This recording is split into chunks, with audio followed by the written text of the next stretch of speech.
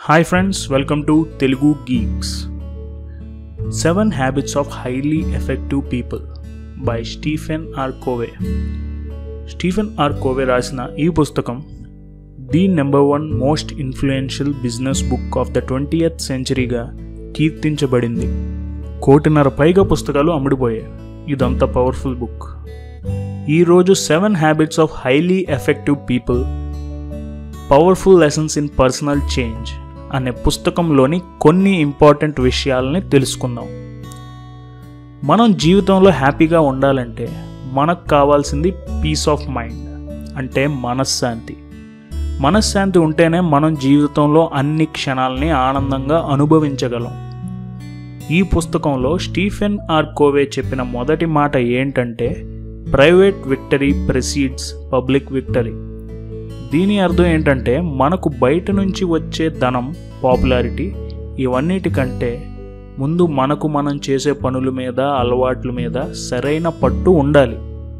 అప్పుడే మనం నిజంగా గెలిచినట్టు అర్థం. ఈ పుస్తకంలో స్టీఫెన్ ఆర్ కోవే మనకు 7 అలవాట్లుంటే మనం సక్సెస్ఫుల్ అవుతాం అని వివరించారు.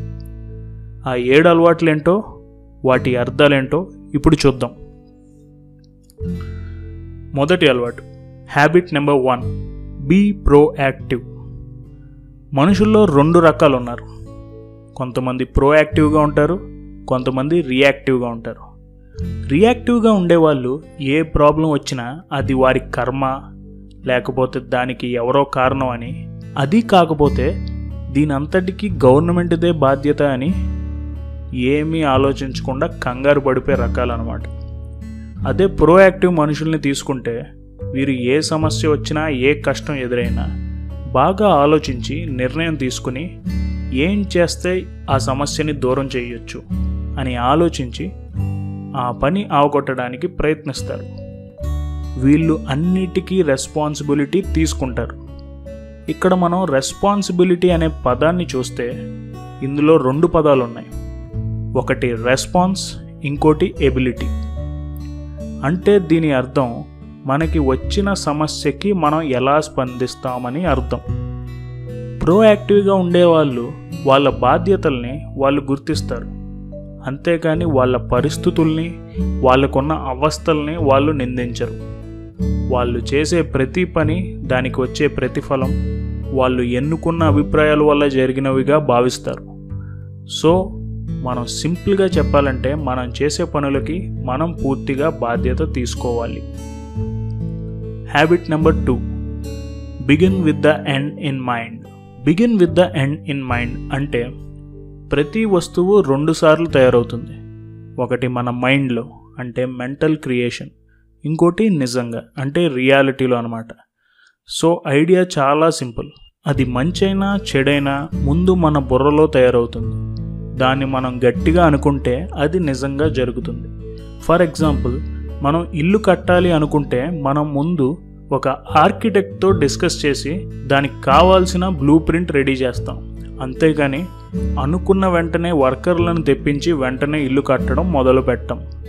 అదే విధమైన ప్లానింగ్ మన లైఫ్లో ఎందుకు చెయ్యం అని స్టీఫెన్ కోవే అంటారు. విచిత్రమైన విషయం ఏమిటంటే, మనం మన జీవితంలో ముఖ్యమైన విషయం మీద ఎక్కువ ఆలోచించాం, కానీ మనం జాబ్లో మాత్రం వాళ్ళ ప్లానింగ్కి తగ్గట్టుగా పనిచేస్తాం. అదే విధమైన ప్లానింగ్ మన లైఫ్లో ఎందుకు అమలు చేయమో అనుకుంటేనే విచిత్రంగా ఉంటుంది. దీనికి కోవే ఒక మంచి కథ ఎగ్జాంపుల్గా ఈ పుస్తకంలో చెప్పారు. మనకి బాగా కావాల్సిన వాళ్ళు చనిపోతే వాళ్ళని చివరి చూపుగా చూడటానికి వెళ్తాం. అక్కడికి వెళ్ళి కార్ దిగి శవపేటికి దగ్గరికి నడుచుకుంటా వెళ్తాం. అప్పుడు మనం అందరూ పూలదండలు లోపలికి తీసుకువెళ్ళటం చూస్తాం. మనలో ఆ మనిషి పోయాడని బాధ, అతనితో ఉన్న తీపి గుర్తులు గుర్తు చేసుకుంటాం. తీరా శవపేటికి దగ్గరికి వెళ్ళి సడన్గా అతని ముఖాన్ని చూస్తే అది మన ముఖమే అయి ఉంటుంది. అది మన ఫ్యూనరల్ అని వచ్చిన వాళ్ళందరూ మనల్ని చూడటానికి వచ్చారని అర్థం చేసుకుంటాం. ఆ సంఘటనని ఒకసారి మన జీవితంలో ఆలోచించుకుంటే, అక్కడికి వచ్చిన వాళ్ళు మన గురించి ఏం చెప్తారు, మనకు బాగా దగ్గరైన వాళ్ళు, మన ఫ్యామిలీ మన గురించి ఏం మాట్లాడుకుంటున్నారు అని ఒక్కసారి ఆలోచించుకోవాలి. ఇదే విధంగా మనం ఏం చేయాలో, ఏం చేస్తే మనం మన చుట్టూ ఉండేవాళ్ళు ఆనందంగా ఉంటారో ఆ పనులు చేయటం అలవాటు చేసుకోవాలి. ఈరోజు ఎవరూ లేకపోతే ఇప్పుడే మీరు కాస్త కూర్చుని ఈ విషయం మీద ఆలోచన చేయండి. మన జీవితంలో ఏం చేయాలనుకున్నాం ఆ విషయాల మీద మళ్ళీ క్లారిటీ వస్తుంది. Habit number 3, put first things first. మనకు ఏ విషయం ఇంపార్టెంటో ఆ విషయాన్ని మనం ముందు చేయడానికి ప్రయత్నించాలి. మనం ఒకసారి ఆలోచిస్తే మన రోజంతట్లో మనం ఏ విషయం మీద మన టైం అండ్ ఎనర్జీ పెడతామో చూడాలి. అది అనవసరమైన విషయాల మీద పెడితే ఆ పనులు చేయడం వెంటనే మానేయాలి. మనకి ఏ పనులు ముఖ్యమో, ఏ పనులు ముఖ్యం కాదో, ఏ పనులు ముందు చేయాలి, ఏ పని తర్వాత చేయాలి, ఇవన్నీ తెలుసుకోవడానికి స్టీఫెన్ ఆర్ కోవే 4 క్వాడ్రంట్ రూల్ని ప్రతిపాదించారు. ఆ రూల్ని మనం ఒకసారి చూస్తే 4 quadrant model for time management అని అంటారు. మనం ఈ 4 క్వాడ్రంట్లని చూస్తే దాన్ని important, non important, urgent, not అర్జెంట్గా విడతీశారు. మనం ఏ పని ఇంపార్టెంట్ అండ్ అర్జెంట్ కేటగిరీలోకి వస్తాయో ఆ పనిని పూర్తి చేయాలి. కొన్ని పనులు ఇంపార్టెంటే కానీ నాట్ అర్జెంట్లోకి వస్తాయి, వాటిని తర్వాత చేసినా పర్వాలేదు. కొన్ని పనులు నాట్ ఇంపార్టెంట్, నాట్ అర్జెంట్లోకి వస్తాయి, మనం వాటిని ఖాళీగా ఉన్నప్పుడు కానీ బోర్ కొట్టినప్పుడు కానీ చేస్తే మంచిది. దీని మీద మేము ఇంకా డీటెయిల్డ్గా ఒక వీడియో విడిగా చేస్తాం. ఈ విధంగా మనకి ఏది ఇంపార్టెంటో, ఏది అర్జెంటో, ఏది ఇంపార్టెంట్ కాదో, ఏది అర్జెంట్ కాదో వీటి మధ్య వ్యత్యాసం తెలుసుకుంటే మనం మన పనుల్ని త్వరగా కరెక్ట్గా చేయగలం. Habit number 4, think win win. మనం ఎవరితోనైనా పార్ట్నర్షిప్లోకి కానీ రిలేషన్షిప్లోకి కానీ వెళ్ళినప్పుడు విన్ విన్ అంటే 2 వైపులా లాభం ఉండే విధంగా ఆలోచించాలి. ఇది వినటానికి సింపుల్గానే ఉంది, కానీ మనం నిజంగా పాటిస్తామా? విన్ విన్కి ఎగ్జాంపుల్ చెప్పాలంటే సపోజ్ ఈ వీడియోనే తీసుకుందాం. మేము ఈ వీడియో తయారు చేయడానికి ముందు పుస్తకాన్ని చదివి అందులో నుంచి సమ్మరీ తయారు చేసుకుని వీడియో తయారు చేస్తాం. ఈ ప్రాసెస్లో మేము చదువుతాం, మేము మీకు అర్థమయ్యేలా చెప్తాం. దీనివల్ల మేము నాలెడ్జ్ గెయిన్ చేసుకుంటాం. ఒకవేళ మీరు ఈ వీడియో చూస్తుంటే మీరు కూడా మేము చదివిన దాంట్లో మాకు అర్థమైన పాయింట్లని మీరు కూడా నేర్చుకుంటారు. ఈ విధంగా చూస్తే మీకు మాకు ఇద్దరికీ ఉపయోగం ఉంది. దీన్నే విన్ విన్ అని అంటారు. మనం ఒకటి ఆలోచించాలి, మన రిలేషన్షిప్స్ అది బిజినెస్ అయినా పర్సనల్ అయినా 2 వైపులా లాభం ఉండేలా ఆలోచిస్తున్నామా, లేకపోతే మనమే నెగ్గాలి, మన మాటే గెలవాలి, మనమే ఎప్పుడు రైట్ అవ్వాలి, ఒక డీల్లో మనకి మంచి డీల్ రావాలి అని ఆలోచిస్తున్నామా, లేకపోతే లూజ్ ఆర్ విన్ అంటే మనం వీక్గా ఉండి వేరే వాళ్ళని గెలవనిస్తున్నామా అని మనం ఒకసారి ఆలోచించాలి. 2 వైపులా లాభం ఉంటేనే మనం ఆ పార్ట్నర్షిప్ ఆర్ రిలేషన్షిప్లోకి వెళ్ళాలి. ఈ విధంగా మనం జాగ్రత్తగా ఆలోచించి మనం చేసే ప్రతి పనిలో 2 వైపులా లాభాన్ని చూడాలి. సో ఫ్రెండ్స్, మీరు ఒకసారి ఆలోచించండి, మీరెప్పుడు విన్ విన్ ఆలోచిస్తారా లేకపోతే ఏం ఆలోచిస్తారో కామెంట్ చేయండి. Habit number 5, seek first to understand. మనం ఎవరితో అయినా మాట్లాడుతున్నప్పుడు ముందు వాళ్ళు ఏం చెప్తున్నారో అది వినాలి, పూర్తిగా వినాలి. విని దాన్ని అర్థం చేసుకుని మనం మాట్లాడాలి తప్ప వాళ్ళు ఏం చెప్తున్నారో వినకుండా మనం చెప్పిందే వాళ్ళు వినాలని అనుకోవటం తప్పు. ఎగ్జాంపుల్గా చెప్పాలంటే మనం ఒక డాక్టర్ దగ్గరికి వెళితే అతను మన ప్రాబ్లం ఏంటో తెలుసుకోకుండా మందులు ఇస్తారా, లేకపోతే మన ప్రాబ్లం ఏంటో అర్థం చేసుకుని దానికి తగ్గట్టుగా మందులు ఇస్తారా? మీరే ఆలోచించండి.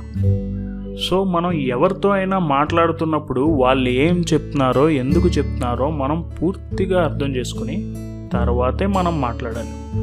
సో ఒకసారి ఆలోచించండి, మనం నిజంగా పక్కన వాళ్ళు ఏం మాట్లాడుతున్నారో పూర్తిగా వింటున్నామా, లేకపోతే మనం చెప్పేదే వాళ్ళు వినాలని అనుకుంటున్నామా?